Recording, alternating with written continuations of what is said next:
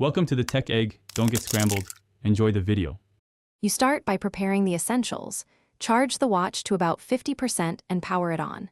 Pair it via Bluetooth using the manufacturer app. This links watch sensors to the phone.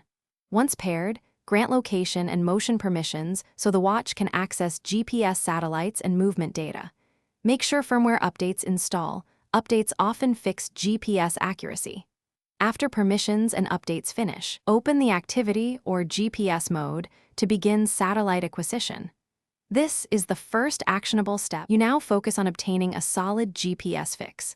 Put the watch outside or near a window, select an outdoor activity and allow time. Satellite lock can take 30-90 seconds. Calibrate the compass by following on-screen prompts. Calibration reduces heading drift. If your watch supports assisted GPS, enable it to use cell or Wi-Fi data for a faster warm start. Once locked, confirm accuracy by checking the shown satellite count and current accuracy meter. This prevents errors during your route or run.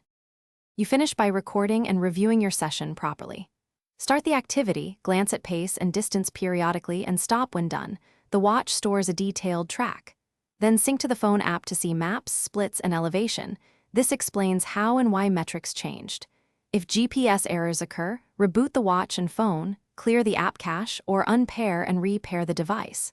One key troubleshooting tip: if accuracy stays poor, perform a factory GPS refresh or update satellite data via the app.